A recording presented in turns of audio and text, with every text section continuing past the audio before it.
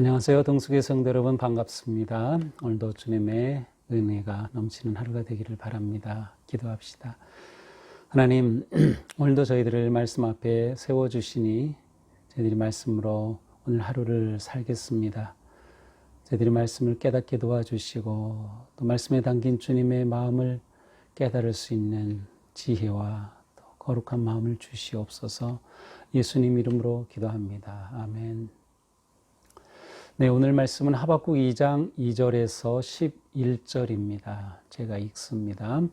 여호와께서 내게 대답하여 이르시되 너는 이 묵시를 기록하여 판에 명백히 새기되 달려가면서도 읽을 수 있게 하라. 이 묵시는 정한 때가 있나니 그 종말이 속히 이르겠고 결코 거짓되지 아니하리라. 비록 더딜지라도 기다리라. 지체되지 않고 반드시 응하리라. 보라, 그의 마음은 교만하며 그 속에서 정직하지 못하나 의인은 그의 믿음으로 말미암아 살리라. 그는 술을 즐기며 거짓되고 교만하여 가만히 있지 아니하고 스월처럼 자기 욕심을 넓히며 또 그는 사망 같아서 족한 줄을 모르고 자기에게로 여러 나라를 모으며 여러 백성을 모으나니 그 무리가 다 속담으로 그를 평론하며 조롱하는 시로 그를 풍자하지 아니하겠느냐. 곧 이르기를 화 있을진저 자기 소유가 아닌 것을 모으는 자여 언제까지 이르겠느냐. 볼모 잡은 것으로 무겁게 짐진 자여 너를 억누를 자들이 갑자기 일어나지 아니하겠느냐. 너를 괴롭힐 자들이 깨어나지 않겠느냐. 네가 그들에게 노략을 당하지 않겠느냐. 네가 여러 나라를 노략하였으므로 그 모든 민족의 남은 자가 너를 노략하리니 이는 네가 사람의 피를 흘렸으며 또 땅과 성읍과 그 안의 모든 주민에게 강포를 행하였음이라. 재앙을 피하기 위하여 높은 데 깃들이려 하며 자기 집을 위하여 부당한 이익을 취하는 자에게 화 있을진저 내가 많은 민족을 멸한 것이 내 집에 욕을 부르며 내 영혼에게 죄를 범하게 하는 것이 되었도다. 담에서 돌이 부르짖고 집에서 들보가 응답하리라. 아멘. 우리는 앞에서 보았지만 이제 하박국이 하나님께 질문하는 형식으로 시작이 되었습니다. 하나님의 그 첫 번째 대답은 하나님께서 새로 일어난 그 바벨론을 통하여 심판하실 것이라고 하는 그런 말씀이었죠. 그때 하박국은 하나님께 이의를 제기합니다. 어떻게 악한 바벨론, 하나님을 알지도 못하는 또 하나님을 무시하는 그런 이방 나라 바벨론을 통해서 그 악인을 통해서 심판하려 하십니까? 그것은 옳지 않습니다라는 그러한 이의를 제기하죠. 이 물음에 대한 주님의 두 번째 답변이 바로 오늘의 말씀입니다. 여기서 하나님께서는 이스라엘을 심판하는 그러한 심판자로 세운 바벨론 역시 멸망할 것을 예고하십니다. 바벨론의 멸망은 실제로 그 역사 가운데 우리가 잘 드러남을 볼 수 있습니다. 이 신바벨론 제국은 주전 539년에 바사, 우리는 성경엔 바사라고 되어 있는 페르시아의 고레스 왕에 의해서 멸망하게 되죠. 이것은 후에 역사적으로 증명되는 일이었습니다. 하나님께서 하박국의 물음에 대답하십니다. 왜 우리를 악한 바빌론으로 멸하려 하십니까? 라고 하는 물음에 대답하시죠. 이렇게 대답하신 하나님께서는 먼저 2절에 뭐라고 합니까? 이 묵시를 기록하여 판에 명백히 새기되 달려가면서 읽을 수 있게 하라. 하나님께서 이제 답을 주시고 묵시를 주시는데 이것들을 판에 명백히 기록해서 달려가면서도 볼 수 있게 분명하게 기록하라고 하십니다. 이것은 하나님께서 주시는 이 말씀이 얼마나 중대한지, 얼마나 중요한지, 또한 긴급한지를 잘 보여주는 말씀이죠. 하박국이 볼 때 바벨론에 의해 멸망당하는 이스라엘이 어떻게 될지 그 끝은 보이지 않겠지만 하나님께서는 이스라엘을 심판하신 후에 바벨론을 멸망하실 것에 대해 분명히 다가오고 있음을 보여주셨고 하박국은 그것을 분명하게 기록해야 한다고 하나님의 말씀을 듣습니다. 때로는 하나님의 말씀이 지체되는 것처럼 보이고 하나님의 다스리심이 옳지 않은 것처럼, 그래서 악한 자들이 잘 되는 것처럼 보일 때도 있지만, 그러나 우리는 하나님의 심판과 하나님의 역사하심을 신뢰하며 살아야 한다 함을 보여주고 있습니다. 하나님께서 주시는 그 말씀을 정확하고 분명하게 새겨야 하는 것이죠. 이제 이러한 그 바벨론의 심판에 관해서 바벨론은 그들이 아주 악한 자들이기 때문에 하나님께서 심판하실 것임을 분명하게 말씀하십니다. 4절에 보니까 그의 마음, 바벨론 악인의 마음은 교만합니다. 그들은 정직하지 못합니다. 5절에 보니까 술을 즐깁니다. 교만하여서 가만히 있지 아니합니다. 욕심과 탐욕에 따라 살아갑니다. 족한 줄을 모르지요. 바로 이것이 바벨론이 하나님에 의해 멸망당할 이유들이었습니다. 그런데 바로 그 4절과 5절 사이에 짧게 거꾸로 의인에 관한 말씀이 나옵니다. 의인은 그의 믿음으로 말미암아 살리라 라고 하는 말씀이죠. 이처럼 악인은 여러 가지 모습의 불의함을 나타낸다면 의인은 이것과는 정반대의 모습이겠죠.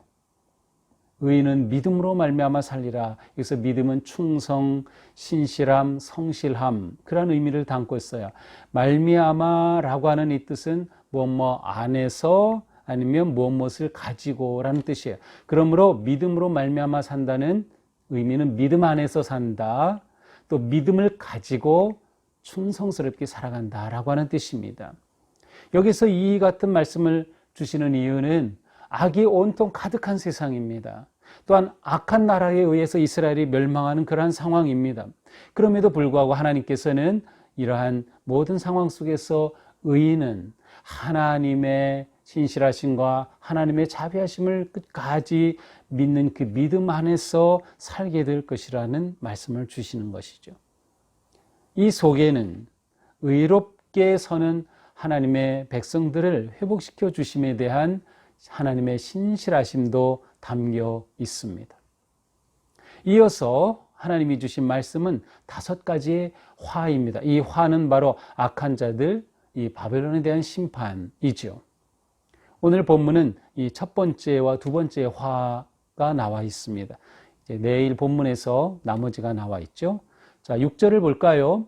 그 무리가 속담으로 그를 평론하며 조롱하는 시로 그를 풍자하지 않겠느냐. 곧 이르기를 화 있을진저 자기 소유하는 것을 모으는 자에 언제까지 이르겠느냐. 첫 번째 화는 바벨론이 여러 나라를 노략하였다. 그것처럼 똑같이 안갚음을 당할 것이라고 하는 화의 선포입니다. 사람들에게 폭력을 행하고 강포하게 행하였으므로 이제는 그 나라 바벨론이 멸망할 것이라고 하는 말씀이죠. 비록 하나님께서 바벨론을 심판의 도구로 사용하셨지만 바벨론은 그들의 힘과 군사력과 권력을 의롭게 사용했어야 했습니다. 그러나 그들은 그렇게 하지 못했죠. 하나님의 화가 임할 수밖에 없습니다. 9절에 두 번째 화가 임하죠. 재앙을 피하기 위하여 높은 데 깃들이려 하며 자기 집을 위하여 부당한 이익을 취하는 자에게 화 있을진저. 그렇습니다. 두 번째 화 있을진저가 선포됩니다. 이들은 욕심을 범하 욕심에 따라 살았고 그리고 영혼을 범죄의 길로 이끌었습니다. 그래서 그 화의 내용은 심판의 내용은 무엇입니까? 11절 담에서 돌이 부르짖고 집에서 들보가 응답하리라. 마치 옛날에 지은 그 돌과 나무와 집으로 흙으로 지은 그 집에서 들보가 무너지고 돌이 빠지면서 완전히 집이 무너지는 것처럼 그렇게 멸망당할 것이다. 바벨론의 화가 임할 것이라는 심판의 말씀이 주어집니다. 이제 오늘 본문은 여기까지이죠. 오늘 말씀을 통해서 우리는 무엇보다 하나님의 때가 있다는 것을 우리는 보게 됩니다. 하나님은 역사의 주관자이시고 모든 시대의 주인이시기 때문에 하나님의 때가 있다.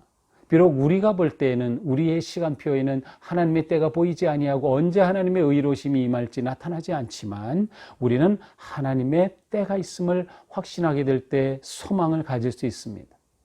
더 나아가서 이 확신이 우리로 하여금 구원의 길로 인도합니다.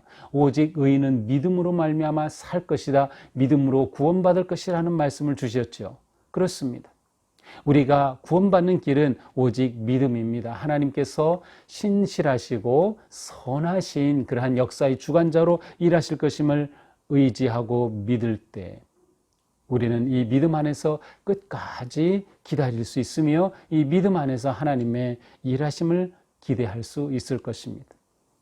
우리에게 필요한 것은 하나님의 역사하심에 대한 믿음, 그리고 그 믿음으로 인하여서 끝까지 우리의 삶을 충성스럽게 지켜가는 것입니다.